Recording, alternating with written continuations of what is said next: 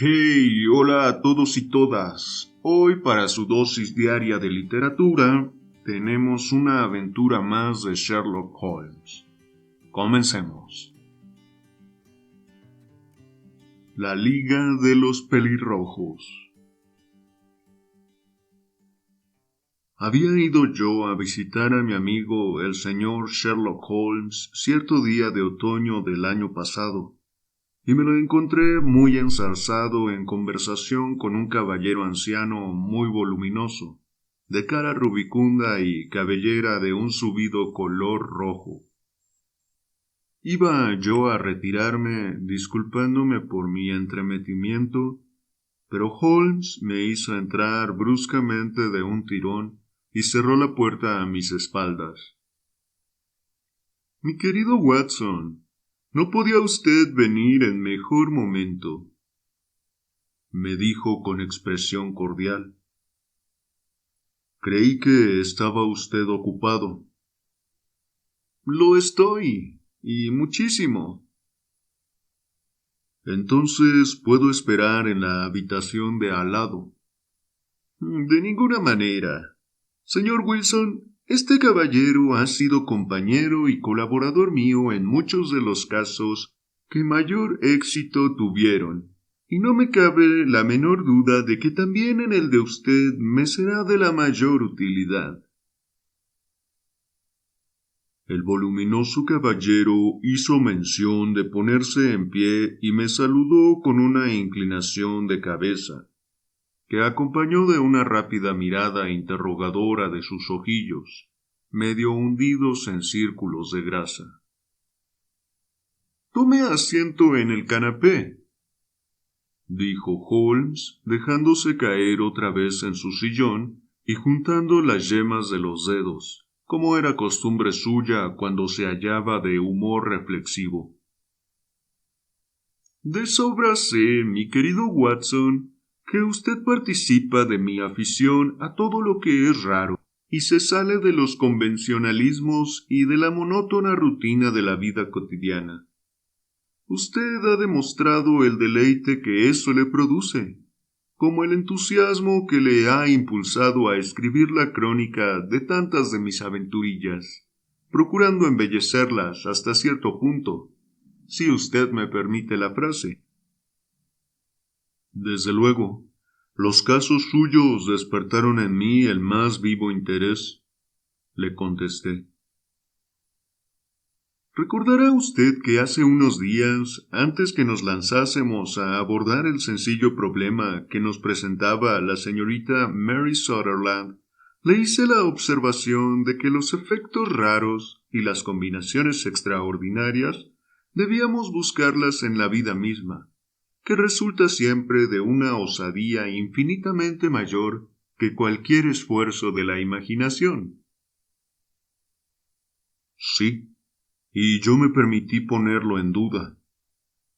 En efecto, doctor, pero tendrá usted que venir a coincidir con mi punto de vista, porque en caso contrario iré amontonando y amontonando hechos sobre usted hasta que su razón se quiebre bajo su peso y reconozca usted que estoy en lo cierto. Pues bien, el señor Jabez Wilson, aquí presente, ha tenido la amabilidad de venir a visitarme esta mañana, dando comienzo a un relato que promete ser uno de los más extraordinarios que he escuchado desde hace algún tiempo. Me habrá usted oído decir que las cosas más raras y singulares no se presentan con mucha frecuencia unidas a los crímenes grandes, sino a los pequeños y también, de cuando en cuando, en ocasiones en las que puede existir duda de si, en efecto, se ha cometido algún hecho delictivo. Por lo que he podido escuchar hasta ahora, me es imposible afirmar si en el caso actual estamos o no ante un crimen. Pero el desarrollo de los hechos es, desde luego, uno de los más sorprendentes que he tenido jamás ocasión de enterarme. Quizás, señor Wilson, tenga usted la extremada bondad de empezar de nuevo el relato.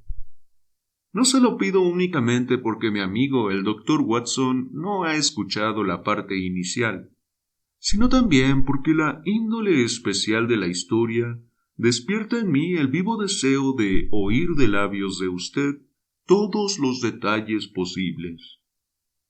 Por regla general, me suele bastar con una ligera indicación acerca del desarrollo de los hechos para guiarme por los millares de casos similares que se me vienen a la memoria.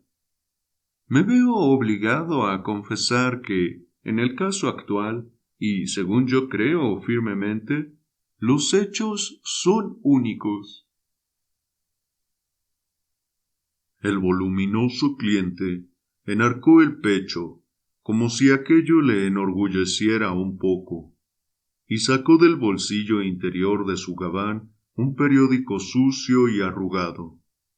Mientras él repasaba la columna de anuncios, adelantando la cabeza, después de alisar el periódico sobre sus rodillas, yo lo estudié a él detenidamente, esforzándome a la manera de mi compañero por descubrir las indicaciones que sus ropas y su apariencia exterior pudieran proporcionarme.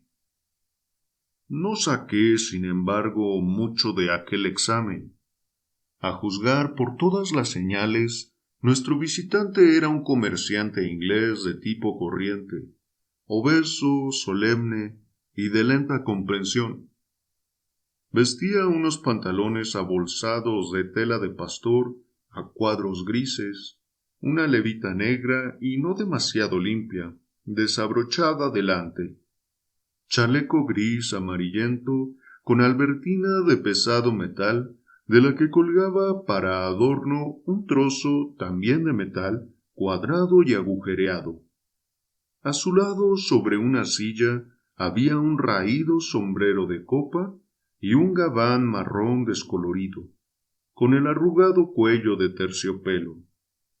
En resumidas cuentas, y por mucho que yo lo mirase, nada de notable distinguí en aquel hombre, fuera de su pelo rojo vivísimo y la expresión de disgusto y de pesar extremados que se leía en sus facciones. La mirada despierta de Sherlock Holmes me sorprendió en mi tarea, y mi amigo movió la cabeza, sonriéndome, en respuesta a las miradas mías interrogadoras. Fuera de los hechos evidentes de que en tiempos estuvo dedicado a trabajos manuales, de que toma rapé, de que es francmasón, de que estuvo en China y de que en estos últimos tiempos ha estado muy atareado en escribir, no puedo sacar nada en limpio. El señor Jabez Wilson se irguió en su asiento, puesto el dedo índice sobre el periódico, pero con los ojos en mi compañero. Pero, por vida mía, ¿cómo ha podido usted saber todo eso, señor Holmes?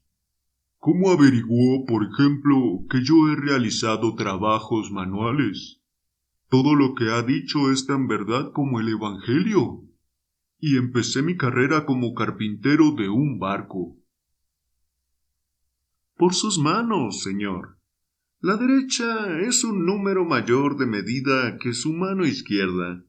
Usted trabajó con ella, y los músculos de la misma están más desarrollados. Bien, pero ¿y lo del rapé y la francmasonería? No quiero hacer una ofensa a su inteligencia explicándole de qué manera he descubierto eso, especialmente porque, contrariando bastante las reglas de vuestra orden, usa usted un alfiler de corbata que representa un arco y un compás. Oh, se me había pasado eso por alto. Pero, ¿y lo de la escritura? ¿Y qué otra cosa puede significar el que el puño derecho de su manga esté tan lustroso en una anchura de 5 pulgadas, mientras que el izquierdo muestra una superficie lisa cerca del codo? indicando el punto en que lo apoya sobre el pupitre. Bien, ¿y lo de China? El pez que lleva usted tatuado más arriba de la muñeca solo ha podido ser dibujado en China. Yo llevo realizado un pequeño estudio acerca de los tatuajes y he contribuido incluso a la literatura que trata de ese tema. El detalle de colorear las escamas del pez con un leve color sonrosado es completamente característico de China. Sí, además de eso, veo colgar de la cadena de su reloj una moneda china. El problema se simplifica aún más. El señor Javes Wilson se rió con risa torpona y dijo: No lo hubiera creído. Al principio me pareció que lo que había hecho usted era una cosa por demás inteligente. Pero ahora me doy cuenta de que, después de todo, no tiene ningún mérito.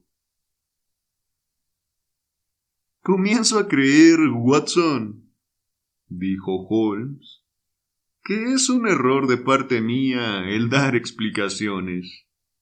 Omne ignotum pro magnifico.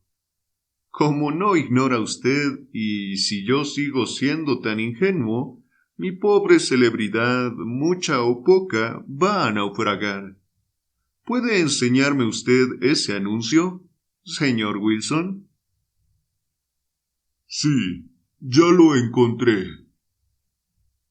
contestó él con su dedo grueso y colorado fijo en la mitad de la columna. Aquí está. De aquí empezó todo. Léalo usted mismo, señor. Le quité el periódico y leí lo que sigue. A la Liga de los Pelirrojos, con cargo al legado del difunto Hezekiah Hopkins, Penn, Estados Unidos. Se ha producido otra vacante que da derecho a un miembro de la Liga a un salario de 4 libras semanales a cambio de servicios de carácter puramente nominal. Todos los pelirrojos sanos de cuerpo y de inteligencia y de edad superior a los 21 años pueden optar por el puesto. Presentarse personalmente el lunes a las 11 a Duncan Ross, en las oficinas de la Liga Pope's Court, número 7, Fleet Street. ¿Qué diablos puede significar esto?, exclamé después de leer 2 veces el extraordinario anuncio. Holmes se rió por lo bajo y se retorció en su sillón, como solía hacer cuando estaba de buen humor. ¿Verdad que esto se sale un poco del camino trillado?, dijo. Y ahora, señor Wilson, arranque desde la línea de salida y no deje nada por contar acerca de usted, de su familia y del efecto que el anuncio ejerció en la situación de usted. Pero antes, doctor, apunte el periódico y la fecha. Es el Morning Chronicle de 27 de abril de 1890. Exactamente de hace 2 meses. Muy bien, veamos, señor Wilson. Pues bien, señor Holmes, como le contaba a usted, dijo Javes Wilson secándose el sudor de la frente, yo poseo una pequeña casa de préstamos en Coburg Square, cerca de la City. El negocio no tiene mucha importancia y durante los últimos años no me ha producido sino para ir tirando. En otros tiempos podía permitirme tener 2 empleados, pero en la actualidad solo conservo 1, y aun a este me resultaría difícil poder pagarle, de no ser porque se conforma con la mitad de la paga, con el propósito de aprender el oficio. ¿Cómo se llama este joven de tan buen conformar?, preguntó Sherlock Holmes. Se llama Vicente Spaulding, pero no es precisamente un mozalbete. Resultaría difícil calcular los años que tiene. Yo me conformaría con que un empleado mío fuese lo inteligente que es él. Sé perfectamente que él podría ganar el doble de lo que yo puedo pagarle y mejorar de situación. Pero después de todo, si él está satisfecho, ¿por qué voy a revolverle yo el magín? Naturalmente. ¿Por qué va usted a hacerlo? Es para usted una verdadera fortuna el poder disponer de un empleado que quiere trabajar por un salario inferior al del mercado. En una época como la que atravesamos, no son muchos los patrones que están en la situación de usted. Me está pareciendo que su empleado es tan extraordinario como su anuncio. Bien, pero también tiene sus defectos ese hombre, dijo el señor Wilson. Por ejemplo, el de largarse por ahí con el aparato fotográfico en las horas en que debería estar cultivando su inteligencia para luego venir y meterse en la bodega. Lo mismo que un conejo en la madriguera a revelar sus fotografías. Ese es el mayor de sus defectos. Pero en conjunto es muy trabajador y carece de vicios. Supongo que seguirá trabajando con usted. Sí, señor. Yo soy viudo, nunca tuve hijos y en la actualidad componen mi casa él y una chica de 14 años, que sabe cocinar algunos platos sencillos y hacer la limpieza. Los tres llevamos una vida tranquila, señor, y gracias a eso estamos bajo techado, pagamos nuestras deudas y no pasamos de ahí. Fue el anuncio lo que primero nos sacó de quicio. Spaulding se presentó en la oficina, hoy hace exactamente 8 semanas, con este mismo periódico en la mano, y me dijo: «Ojalá Dios que yo fuese pelirrojo, señor Wilson». Yo le pregunté: «¿De qué se trata?». Y él me contestó: «Pues que se ha producido otra vacante en la Liga de los Pelirrojos. Para quien lo sea, equivale a una pequeña fortuna, y según tengo entendido, son más las vacantes que los pelirrojos. De modo que los albaceas testamentarios andan locos no sabiendo qué hacer con el dinero. Si mi pelo cambiase de color, ahí tenía yo un huequecito a pedir de boca donde meterme». «Pero bueno, ¿de qué se trata?», le pregunté. «Mire, señor Holmes, yo soy un hombre muy de su casa. Como el negocio vino a mí en vez de ir yo en busca del negocio, se pasan semanas enteras sin que yo ponga el pie fuera del felpudo de la puerta del local. Por esa razón vivía sin enterarme mucho de las cosas de fuera, y recibía con gusto cualquier noticia». «¿Nunca oyó usted hablar de la Liga de los Pelirrojos?», me preguntó con asombro. «Nunca». «Sí que es extraño, siendo como es usted uno de los candidatos elegibles para ocupar las vacantes». «¿Y qué supone en dinero?», le pregunté. «Una minucia, nada más que un par de centenares de libras al año, pero casi sin trabajo, y sin que le impidan gran cosa dedicarse a sus propias ocupaciones». Se imaginará usted fácilmente que eso me hizo afinar el oído, ya que mi negocio no marchaba demasiado bien desde hacía algunos años, y un par de centenares de libras más me habrían venido de perlas. «Explíqueme bien ese asunto», le dije. «Pues bien», me contestó mostrándome el anuncio. «Usted puede ver por sí mismo que la liga tiene una vacante, y en el mismo anuncio viene la dirección en que puede pedir todos los detalles. Según a mí se me alcanza, la liga fue fundada por un millonario norteamericano, Hezekiah Hopkins, hombre raro en sus cosas. Era pelirrojo y sentía mucha simpatía por los pelirrojos. Por eso, cuando él falleció, se vino a saber que había dejado su enorme fortuna encomendada a los albaceas, con las instrucciones pertinentes a fin de proveer de empleos cómodos a cuantos hombres tuviesen el pelo de ese mismo color. Por lo que he oído decir, el sueldo es espléndido y el trabajo escaso. Yo le contesté, pero serán millones los pelirrojos que los soliciten. No tantos como usted se imagina, me contestó. Fíjese en que el ofrecimiento está limitado a los londinenses y a hombres mayores de edad. El norteamericano en cuestión marchó de Londres en su juventud y quiso favorecer a su vieja y querida ciudad.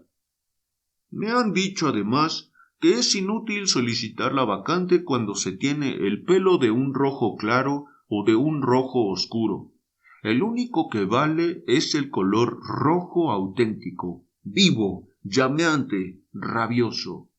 Si le interesase solicitar la plaza, señor Wilson, no tiene sino presentarse, aunque quizá no valga la pena para usted el molestarse por unos pocos centenares de libras. La verdad es, caballeros, como ustedes mismos pueden verlo, que mi pelo es de un rojo vivo y brillante, por lo que me pareció que, si se celebraba un concurso, yo tenía tantas posibilidades de ganarlo como el que más de cuantos pelirrojos había encontrado en mi vida. Vicente Spaulding parecía tan enterado del asunto que pensé que podría serme de utilidad. De modo pues que le di la orden de echar los póstigos por aquel día y de acompañarme inmediatamente. Le cayó muy bien lo de tener un día de fiesta, de modo pues que cerramos el negocio y marchamos hacia la dirección que figuraba en el anuncio. Yo no creo que vuelva a contemplar un espectáculo como aquel en mi vida, señor Holmes. Procedentes del norte, del sur, del este y del oeste, todos cuantos hombres tenían un algo de rubicundo en los cabellos, se habían largado a la City respondiendo al anuncio. Fleet Street estaba obstruida de pelirrojos, y Pope's Court producía la impresión del carrito de un vendedor de naranjas.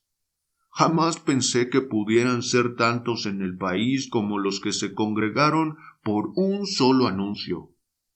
Los había allí de todos los matices: rojo pajizo, limón, naranja, ladrillo, cerro setter, irlandés, hígado, arcilla. Pero, según hizo notar Spaulding, no eran muchos los de un auténtico rojo, vivo y llameante. Viendo que eran tantos los que esperaban, estuve a punto de renunciar, de puro desánimo. Pero Spaulding no quiso ni oír hablar de semejante cosa.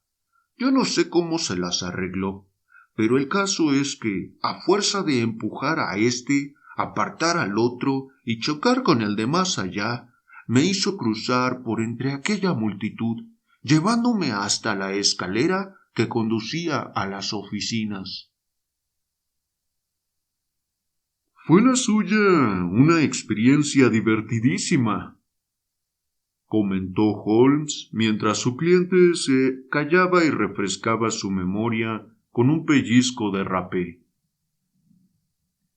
Prosiga, por favor, el interesante relato. En la oficina no había sino un par de sillas de madera y una mesa de tabla, a la que estaba sentado un hombre pequeño y cuyo pelo era aún más rojo que el mío. Conforme se presentaban los candidatos, les decía algunas palabras, pero siempre se las arreglaba para descalificarlos por algún defectillo. Después de todo, no parecía cosa tan sencilla el ocupar una vacante, pero cuando nos llegó la vez a nosotros, el hombrecito se mostró más inclinado hacia mí que hacia todos los demás, y cerró la puerta cuando estuvimos dentro, a fin de poder conversar reservadamente con nosotros. Este señor se llama Jabez Wilson, le dijo mi empleado, y desearía ocupar la vacante que hay en la liga. Por cierto, que se ajusta a maravilla para el puesto, contestó el otro. Reúne todos los requisitos. No recuerdo desde cuándo no he visto pelo tan hermoso. Dio un paso atrás, torció a un lado la cabeza y me estuvo contemplando el pelo hasta que me sentí invadido de rubor, y de pronto se abalanzó hacia mí, me dio un fuerte apretón de manos y me felicitó calurosamente por mi éxito. El titubear constituiría una injusticia, dijo, pero estoy seguro de que sabrá disculpar el que yo tome una precaución elemental. Y acto continuo me agarró del pelo con ambas manos y tiró hasta hacerme gritar de dolor. Al soltarme me dijo, «Tiene usted lágrimas en los ojos, de lo cual deduzco que no hay trampa. Es preciso que tengamos sumo cuidado, porque ya hemos sido engañados en 2 ocasiones, una de ellas con peluca postiza y la otra con el tinte. Podría contarle a usted anécdotas del empleo de cera de zapatero remendón, como para que se asquease de la condición humana». Dicho esto, se acercó a la ventana y anunció a voz en grito a los que estaban debajo que había sido ocupada la vacante. Se alzó un gemido de desilusión entre los que esperaban, y la gente se desbandó, no quedando más pelirrojos a la vista que mi gerente y yo. «Me llamo Duncan Ross», dijo éste, «y soy uno de los que cobran pensión procedente del legado de nuestro noble bienhechor. ¿Es usted casado, señor Wilson? ¿Tiene usted familia?» Contesté que no la tenía. La cara de aquel hombre se nubló en el acto, y me dijo con mucha gravedad, «Vaya por Dios, qué inconveniente más grande». Cuánto lamento oírle decir eso. Como es natural, la finalidad del legado es la de que aumenten y se propaguen los pelirrojos, y no sólo su conservación. Es una gran desgracia que usted sea un hombre sin familia. También mi cara se nubló al oír aquello, señor Holmes, viendo que, después de todo, se me escapaba la vacante. Pero, después de pensarlo por espacio de algunos minutos, sentenció que eso no importaba. Tratándose de otro, dijo, esa objeción podría ser fatal, pero estiraremos la cosa en favor de una persona de un pelo como el suyo. ¿Cuándo podrá usted hacerse cargo de sus nuevas obligaciones? Hay un pequeño inconveniente, puesto que yo tengo un negocio mío, contesté. Oh, no se preocupe por eso, señor Wilson, dijo Vicente Spaulding. Yo me cuidaré de su negocio. ¿Cuál será el horario?, pregunté. De 10 a 2. Pues bien, el negocio de préstamos se hace principalmente a eso del anochecido, señor Holmes, especialmente los jueves y los viernes. Es decir, los días anteriores al de paga me venía, pues, perfectamente el ganarme algún dinerito por las mañanas. Además, yo sabía que mi empleado es una buena persona y que atendería a todo lo que se le presentase. Ese horario me convendría perfectamente, le dije. ¿Y el sueldo? 4 libras a la semana. ¿En qué consistiría el trabajo? El trabajo es puramente nominal. ¿Qué entiende usted por puramente nominal? Pues que durante esas horas tendrá usted que hacer acto de presencia en esta oficina o por lo menos en este edificio. Si usted se ausenta del mismo, pierde para siempre su empleo. Sobre este punto es terminante el testamento. Si usted se ausenta de la oficina en estas horas, falta a su compromiso. Son nada más que 4 horas al día, y no se me ocurrirá ausentarme, le contesté. Si lo hiciese no le valdrían excusas, me dijo el señor Duncan Ross. Ni por enfermedad, negocios ni nada. Usted tiene que permanecer aquí, so pena de perder la colocación. ¿Y el trabajo? Consiste en copiar la Enciclopedia Británica. En este estante tiene usted el primer volumen.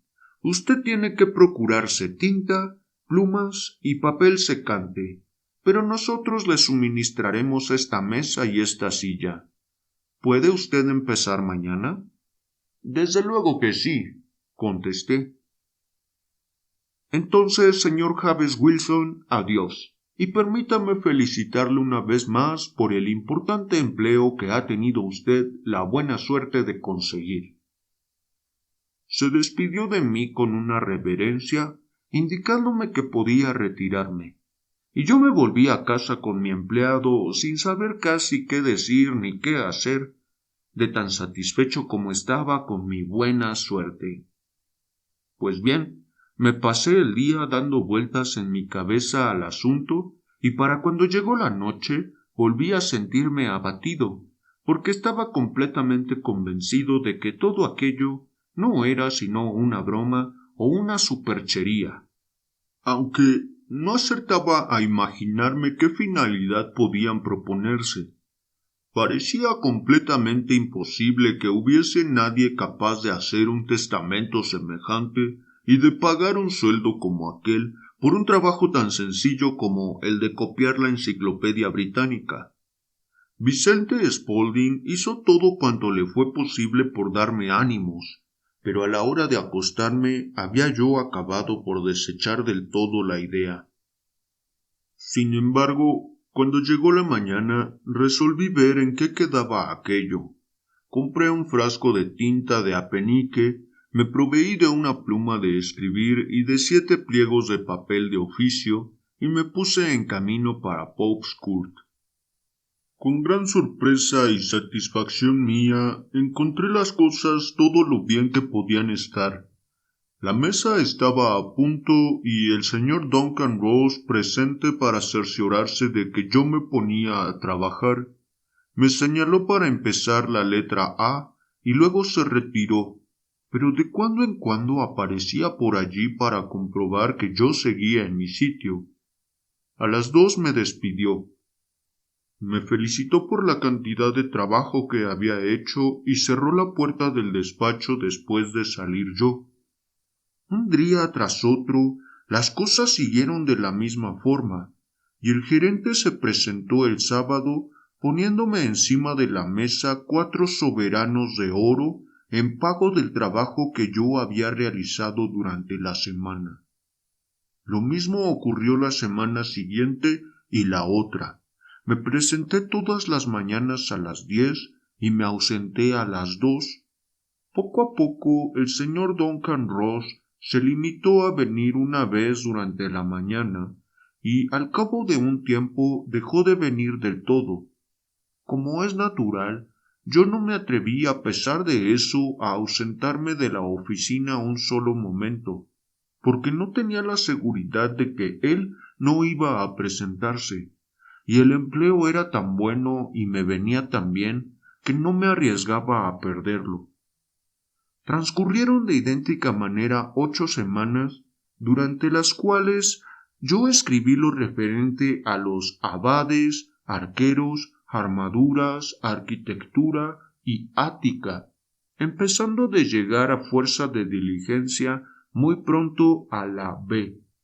Me gasté algún dinero en papel de oficio y ya tenía casi lleno un estante con mis escritos, y de pronto se acaba todo el asunto. ¿Qué se acabó? Sí, señor, y eso ha ocurrido esta mañana mismo. Me presenté como de costumbre al trabajo a las 10 pero la puerta estaba cerrada con llave, y en mitad de la hoja de la misma, clavado con una tachuela, había un trocito de cartulina. Aquí lo tiene. Puede leerlo usted mismo.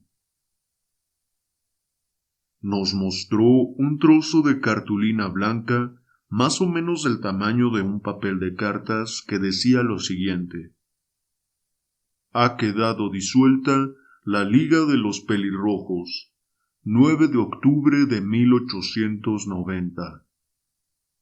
Sherlock Holmes y yo examinamos aquel breve anuncio y la cara afligida que había detrás del mismo, hasta que el lado cómico del asunto se sobrepuso de tal manera a toda otra consideración que ambos rompimos en una carcajada estruendosa.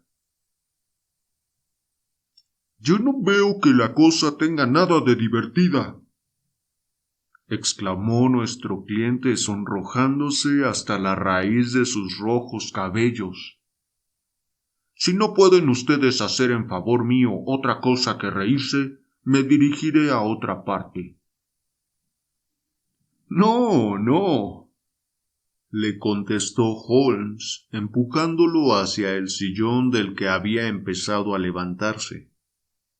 «Por nada del mundo me perdería yo este asunto suyo.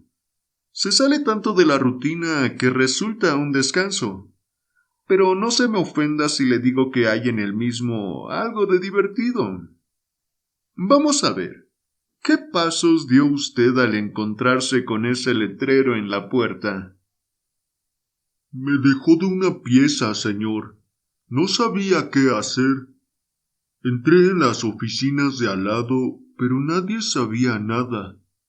Por último, me dirigí al dueño de la casa, que es contador y vive en una planta baja, y le pregunté si podía darme alguna noticia sobre lo ocurrido a la Liga de los Pelirrojos. Me contestó que jamás había oído hablar de semejante sociedad. Entonces le pregunté por el señor Duncan Ross, y me contestó que era la primera vez que oía ese nombre. «Me refiero, señor, al caballero de la oficina número 4», le dije. «¿Cómo? ¿El caballero pelirrojo?» «Ese mismo. Su verdadero nombre es William Morris. Se trata de un procurador, y me alquiló la habitación temporalmente mientras quedaban listas sus propias oficinas. Ayer se trasladó a ellas». «¿Y dónde podría encontrarlo?» «En sus nuevas oficinas». Me dio su dirección. Eso es, King Edward Street, número 17, junto a San Pablo. Marché hacia allí, señor Holmes, pero cuando llegué a esa dirección me encontré con que se trataba de una fábrica de rodilleras artificiales y nadie había oído hablar allí del señor William Morris ni del señor Duncan Ross. «¿Y qué hizo usted entonces?», le preguntó Holmes. «Me dirigí a mi casa de Saxe-Coburg Square y consulté con mi empleado. No supo darme ninguna solución, salvo la de decirme que esperase, porque con seguridad que recibiría noticias por carta. Pero esto no me bastaba, señor Holmes. Yo no me quería perder una colocación como aquella, así como así. Por eso, como había oído decir que usted llevaba su bondad hasta a aconsejar a la pobre gente que lo necesita, me vine derecho a usted». «Y obró usted con gran acierto», dijo Holmes. «El caso de usted resulta extraordinario, y lo estudiaré con sumo gusto. De lo que usted me ha informado, deduzco que aquí están en juego cosas mucho más graves de lo que a primera vista parece». «Que si se juegan cosas graves», dijo el señor Javes Wilson. «Yo por mi parte pierdo nada menos que 4 libras semanales». «Por lo que a usted respecta», le hizo notar Holmes. No veo que usted tenga queja alguna contra esta extraordinaria liga. Todo lo contrario. Por lo que le he oído decir, usted se ha embolsado unas 30 libras, dejando fuera de consideración los minuciosos conocimientos que ha adquirido sobre cuantos temas caen bajo la letra A. A usted no le han causado ningún perjuicio. No, señor, pero quiero saber de esa gente, enterarme de quiénes son y qué se propusieron haciéndome esta jugarreta, porque se trata de una jugarreta. La broma les salió cara, ya que les ha costado 32 libras. Procuraremos ponerle en claro esos extremos. Empecemos por un par de preguntas, señor Wilson. Ese empleado suyo, que fue quien primero le llamó la atención acerca del anuncio, ¿qué tiempo llevaba con usted? Cosa de un mes. ¿Cómo fue el venir a pedirle empleo? Porque puse un anuncio. ¿No se presentaron más aspirantes que él? Se presentaron en número de una docena. ¿Por qué se decidió usted por él? Porque era listo y se ofrecía barato. A mitad de salario, ¿verdad? Sí. ¿Cómo es ese Vicente Spaulding? Pequeño, grueso, muy activo, imberbe, aunque no bajará de los 30 años. Tiene en la frente una mancha blanca de salpicadura de algún ácido. Holmes se irguió en su asiento muy excitado y dijo: me lo imaginaba. ¿Nunca se fijó usted en si tiene las orejas agujereadas como para llevar pendientes? Sí, señor. Me contó que se las había agujereado una gitana cuando era todavía un muchacho. Ajá, dijo Holmes, recostándose de nuevo en su asiento. ¿Y sigue todavía en casa de usted? Sí, señor. No hace sino un instante que lo dejé. ¿Y estuvo bien atendido el negocio de usted durante su ausencia? No tengo queja alguna, señor. De todos modos, poco es el negocio que se hace por las mañanas. Con esto me basta, señor Wilson. Tendré mucho gusto en exponerle mi opinión acerca de este asunto dentro de un par de días. Hoy es sábado. Espero haber llegado a una conclusión allá para el lunes.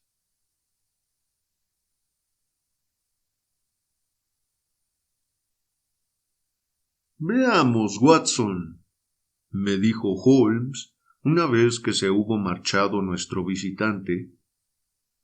¿Qué saca usted en limpio de todo esto? Yo no saco nada, le contesté con franqueza. Es un asunto por demás misterioso.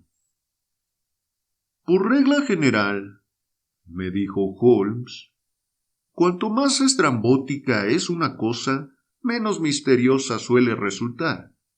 Los verdaderamente desconcertantes son esos crímenes vulgares y adocenados, de igual manera que un rostro corriente es el más difícil de identificar. Pero en este asunto de ahora tendré que actuar con rapidez. ¿Y qué va usted a hacer? Le pregunté.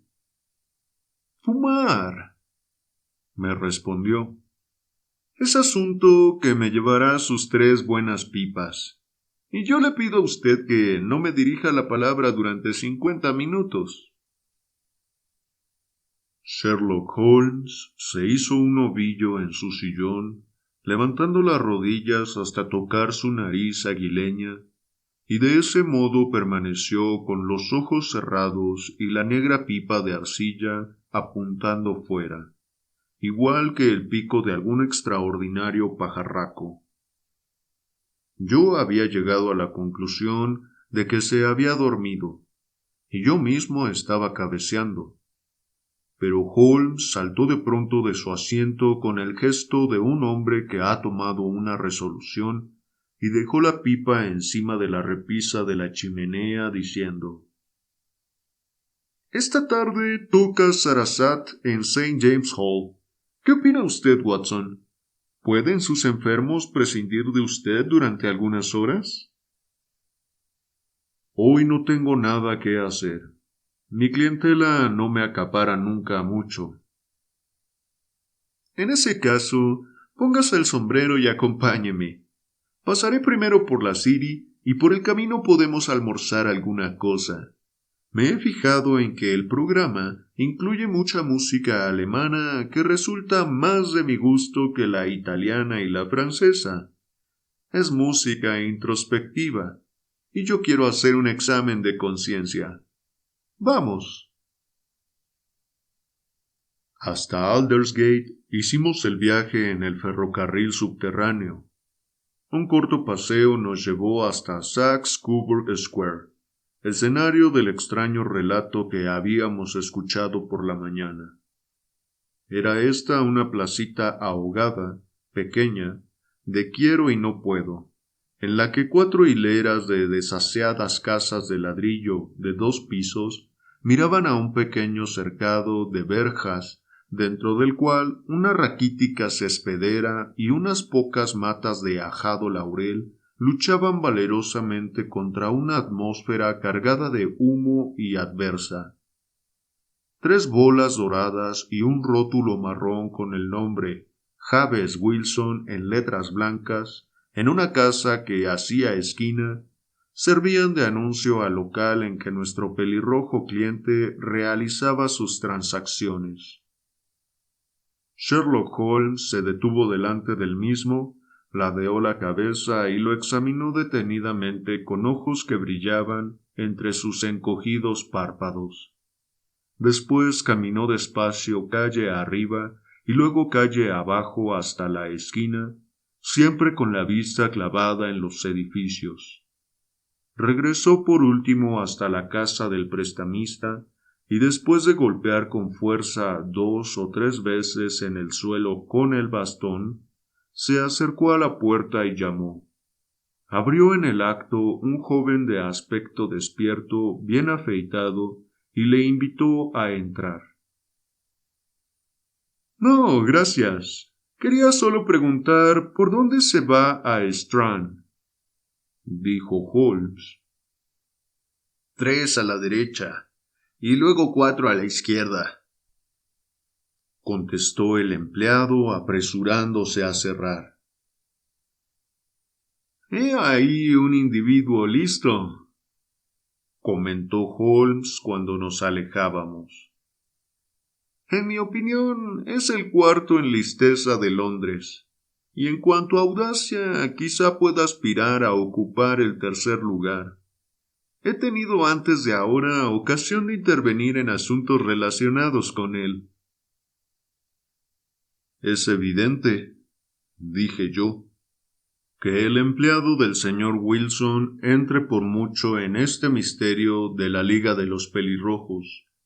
Estoy seguro de que usted le preguntó el camino únicamente para tener ocasión de echarle la vista encima». «No a él». «¿A quién entonces?» «A las rodilleras de sus pantalones». «¿Y qué vio usted en ellas?» «Lo que esperaba ver». «¿Y por qué golpeó usted el suelo de la acera?» Mi querido doctor, estos son momentos de observar, no de hablar. Somos espías en campo enemigo. Ya sabemos algo de Saxe-Coburg Square. Exploremos ahora las travesías que tiene en su parte posterior. La carretera por la que nos metimos al doblar la esquina de la apartada plaza de Saxe-Coburg presentaba con ésta el mismo contraste que la cara de un cuadro con su reverso. Estábamos ahora en una de las arterias principales por donde discurre el tráfico de la City hacia el norte y hacia el oeste. La calzada se hallaba bloqueada por el inmenso río del tráfico comercial que fluía en una doble marea hacia adentro y hacia afuera, en tanto que los andenes hormigueaban de gentes que caminaban presurosas. Contemplando la hilera de tiendas elegantes y de magníficos locales de negocio, resultaba difícil hacerse a la idea de que, en efecto, desembocasen por el otro lado en la plaza descolorida y muerta que acabábamos de dejar. «Veamos», dijo Holmes, en pie en la esquina y dirigiendo su vista por la hilera de edificios adelante. «Me gustaría poder recordar el orden en que están aquí las casas. Una de mis aficiones es la de conocer Londres al dedillo. Tenemos el Mortimer's, el despacho de tabacos, la tiendecita de periódicos, la sucursal Coburg del City and Suburban Bank, el restaurante vegetalista y el depósito de las carrocerías McFarlane. Y con esto pasamos a la otra manzana. Y ahora, doctor, ya hemos hecho nuestro trabajo y es tiempo que tengamos alguna distracción.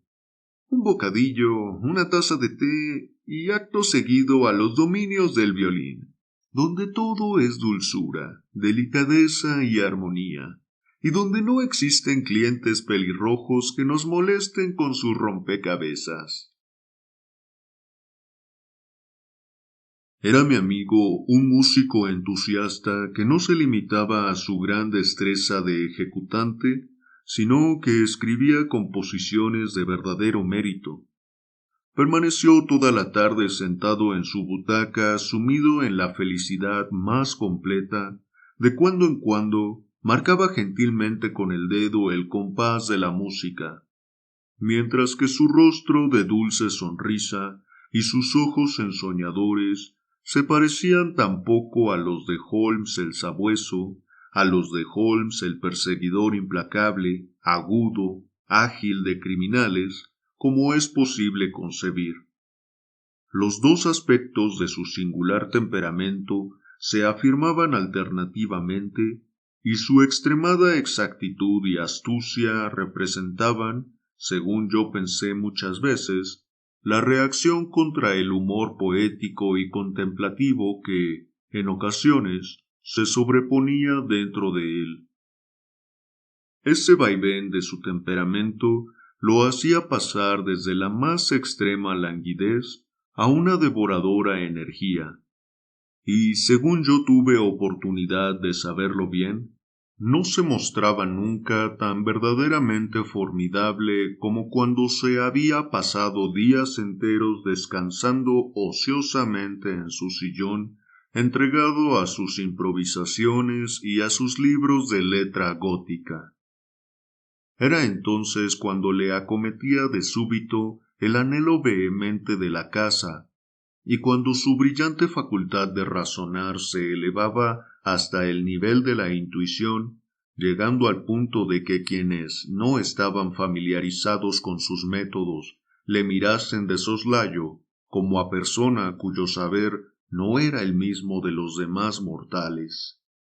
Cuando aquella tarde lo vi tan arrebujado en la música de St. James Hall, tuve la sensación de que quizá se les venían encima malos momentos a aquellos en cuya persecución se había lanzado.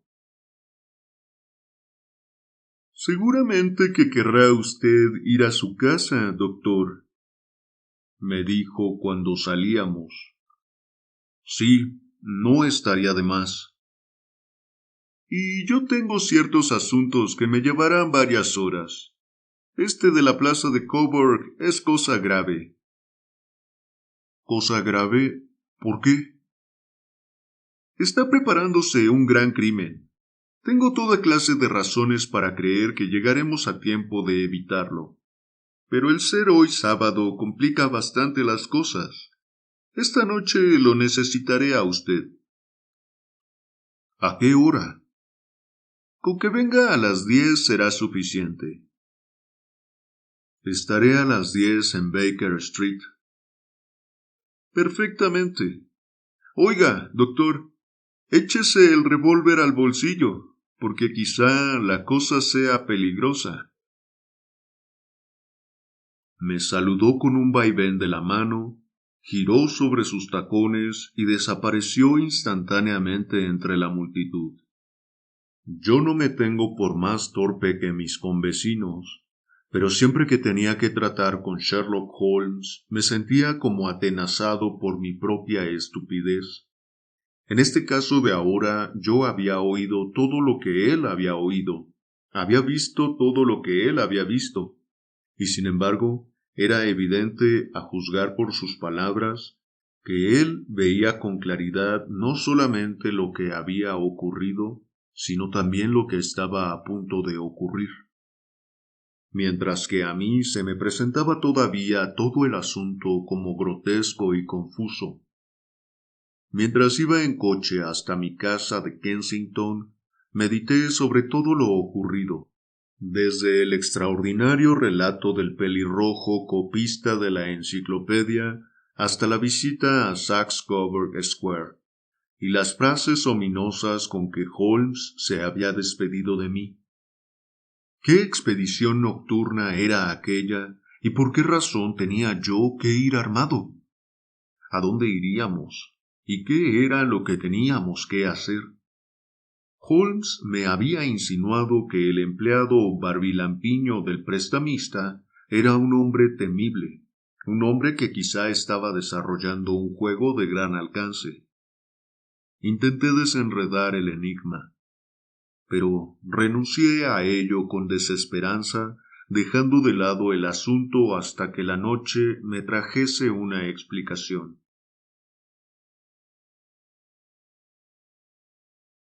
Eran las 9:15 cuando salí de mi casa y me encaminé cruzando el parque y siguiendo por Oxford Street hasta Baker Street.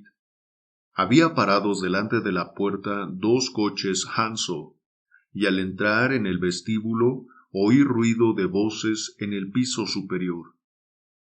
Al entrar en la habitación de Holmes, encontré a éste en animada conversación con 2 hombres, en uno de los cuales reconocí al agente de policía Peter Jones. El otro era un hombre alto, delgado, caritristón, de sombrero muy lustroso y levita abrumadoramente respetable. «Ajá, ya está completa nuestra expedición», dijo Holmes, abrochándose la zamarra de marinero y cogiendo del perchero su pesado látigo de caza. «Creo que usted, Watson, conoce ya al señor Jones de Scotland Yard. Permítame que le presente al señor Merryweather, que será esta noche compañero nuestro de aventuras». «Otra vez salimos de casa por parejas, como usted ve, doctor», me dijo Jones con su prosopopeya habitual. «Este amigo nuestro es asombroso para levantar la pieza. Lo que él necesita es un perro viejo que le ayude a cazarla». «Espero que al final de nuestra casa no resulte que hemos estado persiguiendo fantasmas», comentó lúgubre el señor Merryweather. «Caballero, puede usted depositar una buena dosis de confianza en el señor Holmes», dijo con engreimiento el agente de policía. «Él tiene pequeños métodos propios y estos son, si él no se ofende porque yo se lo diga, demasiado teóricos y fantásticos, pero lleva dentro de sí mismo a un detective hecho y derecho. No digo nada de más afirmando que en 1 o 2 ocasiones, tales como el asunto del asesinato de Sholto y del tesoro de Agra, ha andado más cerca de la verdad que la organización policíaca. Me basta con que diga usted eso, señor Jones, respondió con deferencia el desconocido. Pero reconozco que echo de menos mi partida de cartas. Por vez primera en 27 años dejo de jugar mi partida de cartas un sábado por la noche. Creo, le hizo notar Sherlock Holmes, que esta noche se juega usted algo de mucho mayor importancia que todo lo que se ha jugado hasta ahora y que la partida le resultará más emocionante. Usted, señor Merriweather, se juega unas 30,000 libras esterlinas, y usted, Jones, la oportunidad de echarle el guante al individuo a quien anda buscando.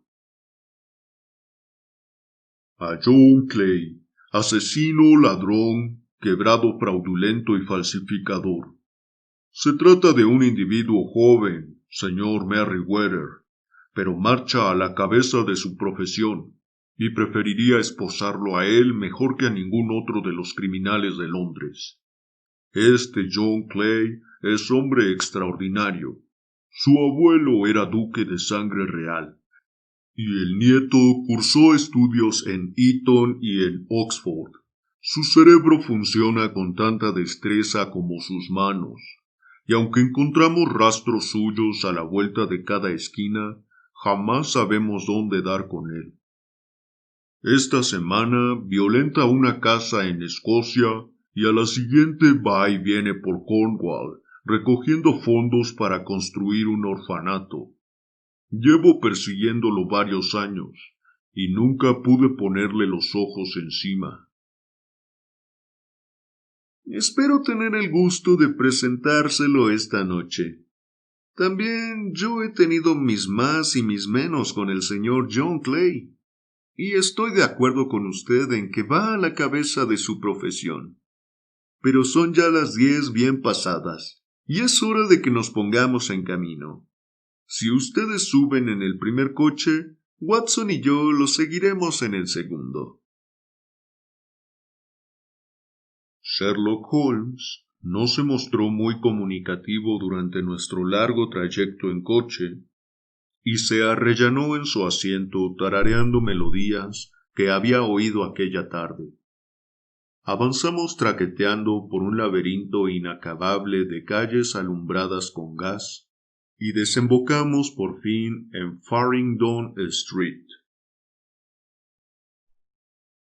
Ya estamos llegando, comentó mi amigo. Este Merriweather es director de un banco, y el asunto le interesa de una manera personal.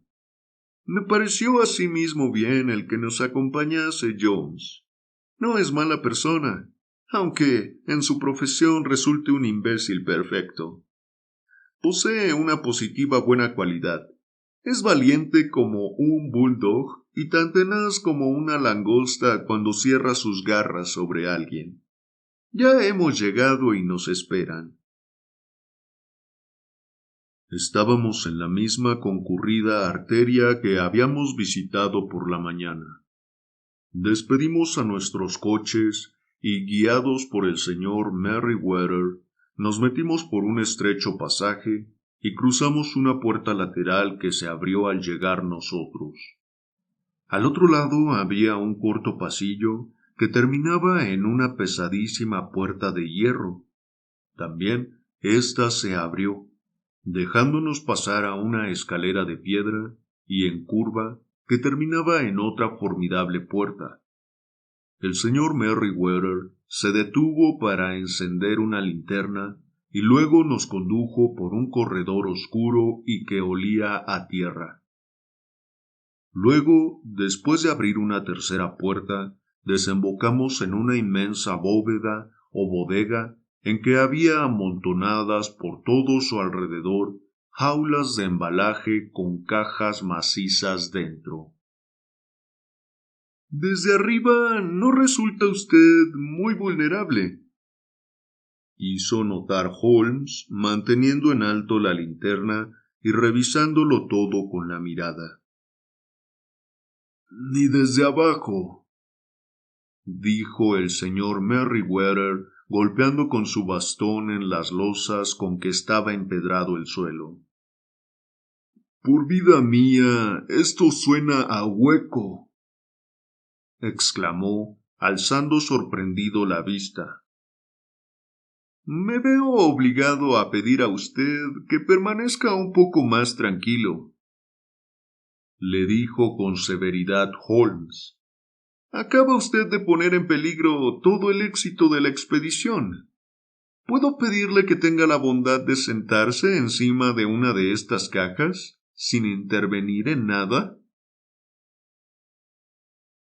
El solemne señor Merriweather se encaramó a una de las jaulas de embalaje, mostrando gran disgusto en su cara, mientras Holmes se arrodillaba en el suelo, y sirviéndose de la linterna y de una lente de aumento, comenzó a escudriñar minuciosamente las rendijas entre losa y losa. Le bastaron pocos segundos para llegar al convencimiento, porque se puso ágilmente en pie y se guardó su lente en el bolsillo. Tenemos por delante lo menos una hora, dijo a modo de comentario, porque nada pueden hacer mientras el prestamista no se haya metido en la cama. Pero cuando esto ocurra, pondrán inmediatamente manos a la obra, pues cuanto antes le den fin, más tiempo les quedará para la fuga. Doctor, en este momento nos encontramos, según usted habrá ya adivinado, en los sótanos de la sucursal que tiene en la City uno de los principales bancos londinenses. El señor Merriweather es el presidente del consejo de dirección, y él explicará a usted por qué razones puede esta bodega despertar ahora mismo vivo interés en los criminales más audaces de Londres.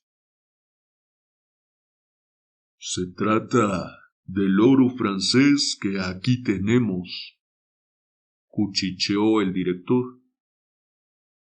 Hemos recibido ya varias advertencias de que quizás se llevase a cabo una tentativa para robárnoslo. ¿El oro francés? Sí. Hace algunos meses se nos presentó la conveniencia de reforzar nuestros recursos, y para ello tomamos en préstamo 30,000 napoleones oro al blanco de Francia.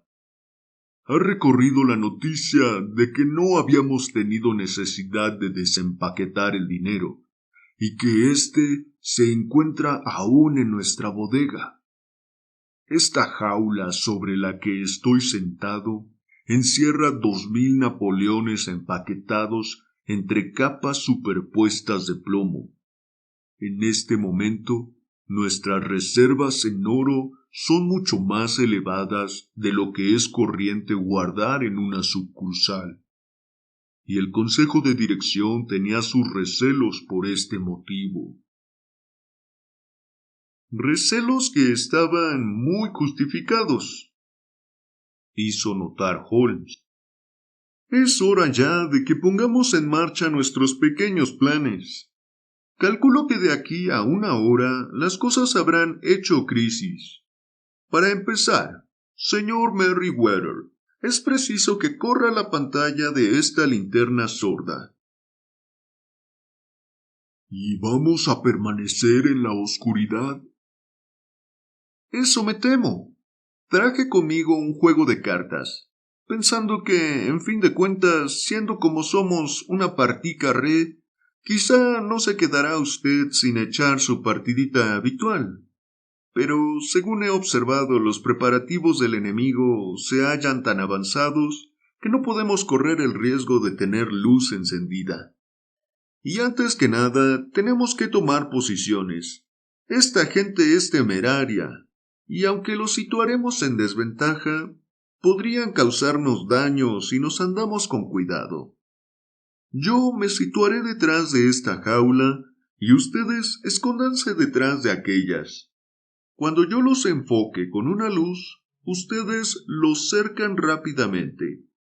Si ellos hacen fuego, no sienta remordimientos de tumbarlos a tiros, Watson.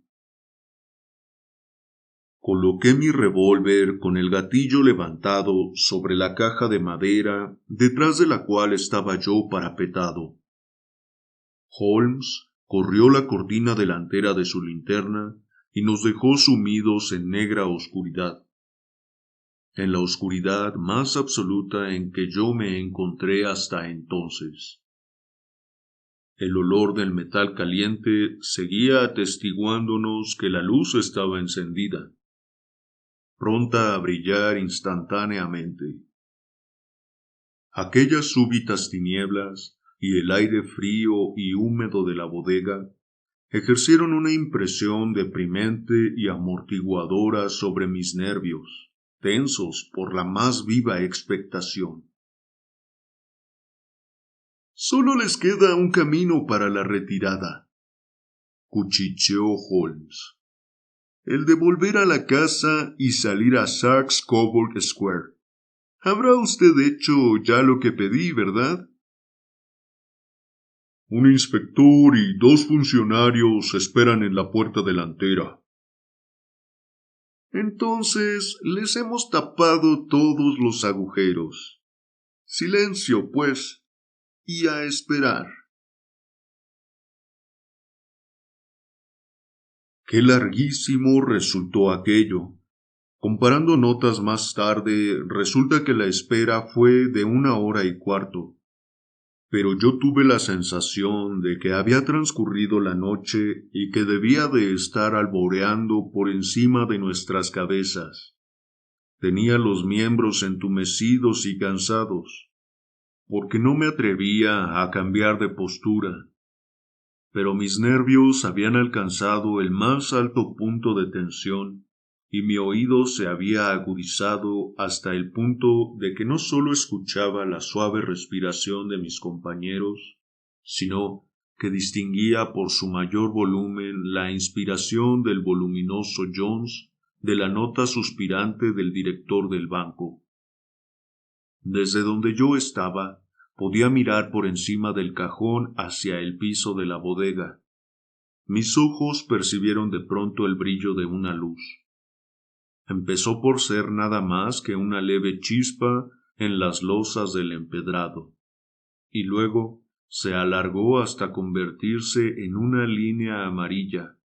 De pronto, sin ninguna advertencia ni ruido, pareció abrirse un desgarrón y apareció una mano blanca, femenina casi, que tanteó por el centro de la pequeña superficie de luz. Por espacio de 1 minuto o más, sobresalió la mano del suelo con sus inquietos dedos. Se retiró luego tan súbitamente como había aparecido, y todo volvió a quedar sumido en la oscuridad, menos una chispita cárdena reveladora de una grieta entre las losas. Pero esa desaparición fue momentánea.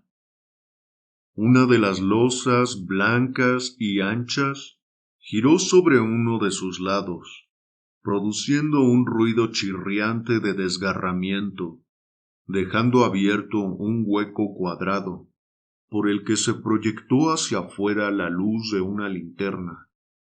Asomó por encima de los bordes una cara barbilampiña, infantil, que miró con gran atención a su alrededor y luego, haciendo palanca con las manos a un lado y otro de la abertura, se lanzó hasta sacar primero los hombros, luego la cintura, y apoyó por fin una rodilla encima del borde.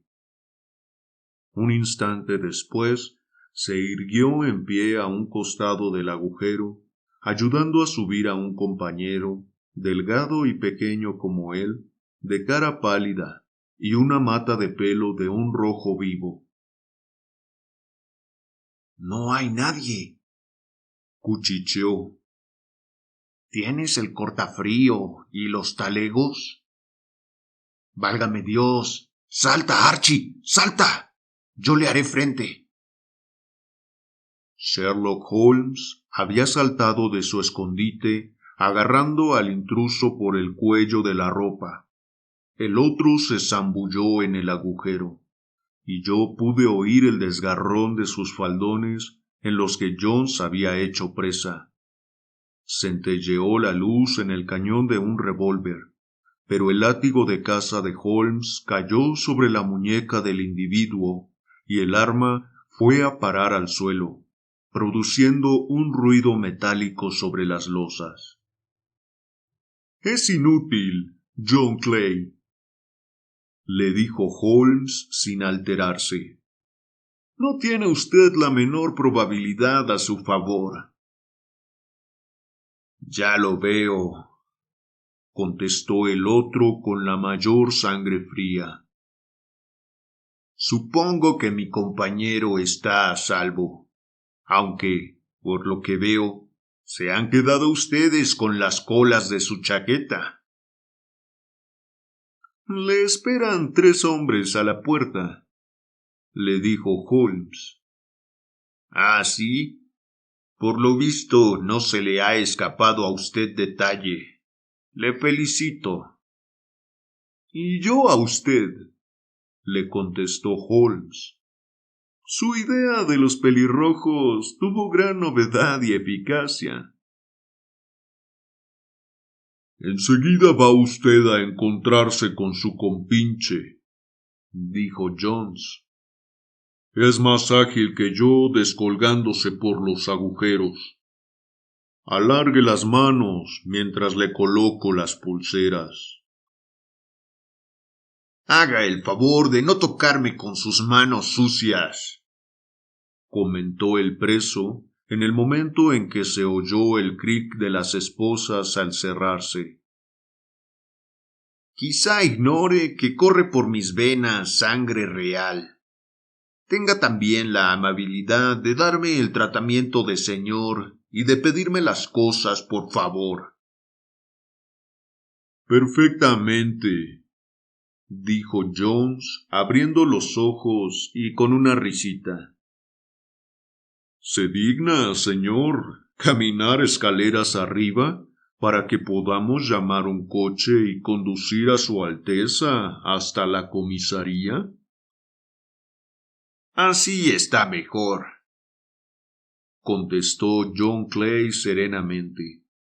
Nos saludó a los 3 con una gran inclinación cortesana y salió de allí tranquilo, custodiado por el detective. «Señor Holmes», dijo el señor Merriweather mientras íbamos tras ellos después de salir de la bodega, «yo no sé cómo podrá el banco agradecérselo y recompensárselo. No cabe duda de que usted ha sabido descubrir y desbaratar del modo más completo una de las tentativas más audaces de robo de bancos que yo he conocido».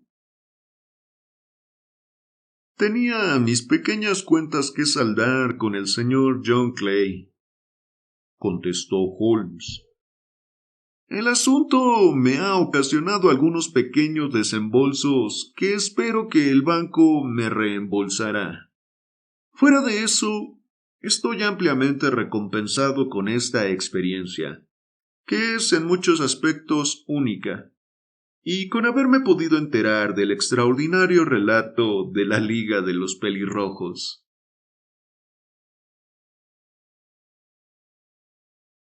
Ya de mañana, sentados frente a sendos vasos de whisky con soda en Baker Street, me explicó Holmes.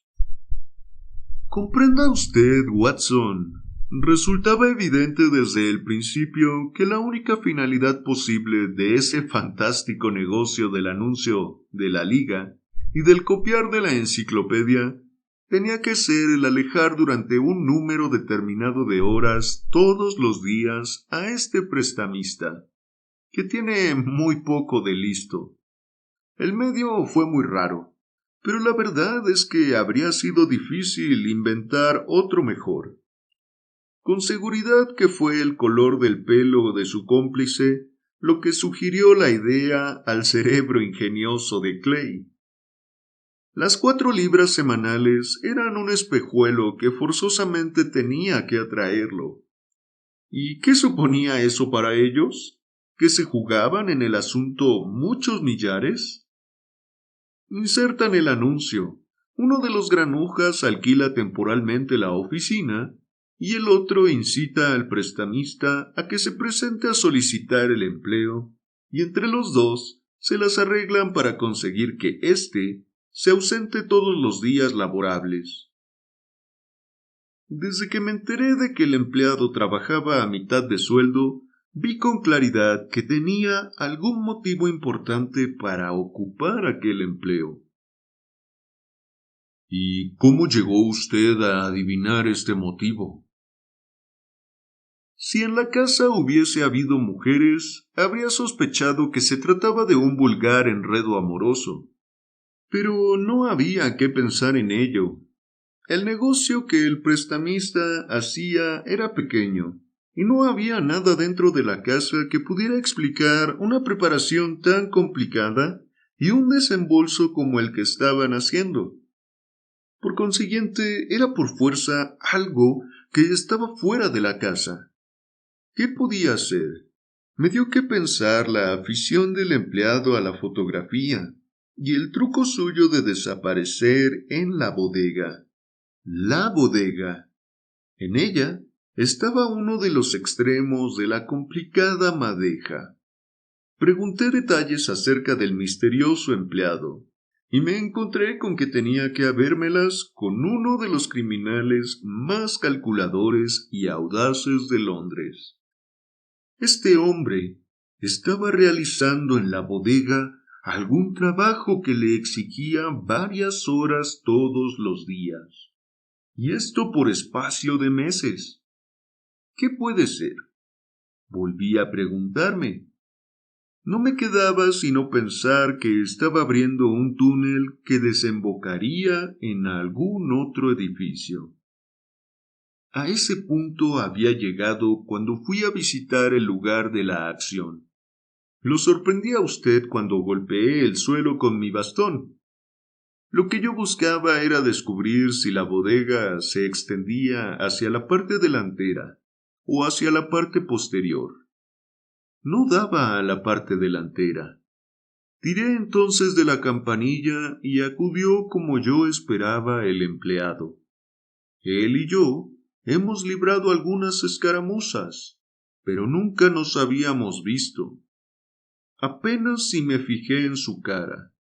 Lo que yo deseaba ver eran sus rodillas. Usted mismo debió de fijarse en lo desgastadas y llenas de arrugas y de manchas que estaban. Pregonaban las horas que se había pasado socavando el agujero. Ya solo quedaba por determinar hacia dónde lo abrían. Doblé la esquina. Me fijé que el City and Suburban Bank daba al local de nuestro amigo, y tuve la sensación de haber resuelto el problema. Mientras usted, después del desconcierto, marchó en coche a su casa, yo me fui de visita a Scotland Yard y a casa del presidente del directorio del banco, con el resultado que usted ha visto. ¿Y cómo pudo usted afirmar que realizarían esta noche su tentativa? Le pregunté. Pues bien, al cerrar las oficinas de la Liga, daban con ello a entender que ya les tenían sin cuidado la presencia del señor James Wilson. En otras palabras, que habían terminado su túnel. Pero resultaba fundamental que lo aprovechasen pronto, ante la posibilidad de que fuese descubierto o el oro trasladado a otro sitio. Les convenía el sábado mejor que otro día cualquiera, porque les proporcionaba 2 días para huir. Por todas esas razones yo creí que vendrían esta noche. Hizo usted sus deducciones magníficamente, exclamé con admiración sincera. La cadena es larga. Sin embargo, todos sus eslabones suenan a cosa cierta. Me libró de mi fastidio, contestó Holmes bostezando. Por desgracia, ya estoy sintiendo que otra vez se apodera de mí. Mi vida se desarrolla en un largo esfuerzo para huir de las vulgaridades de la existencia. Estos pequeños problemas me ayudan a conseguirlo. Y es usted un benefactor de la raza humana, le dije yo. Holmes se encogió de hombros y contestó a modo de comentario. Pues bien, a fin de cuentas, quizá tengan alguna pequeña utilidad. L'homme c'est rien, l'œuvre c'est tout, según escribió Gustavo Flaubert a George Sand. Fin.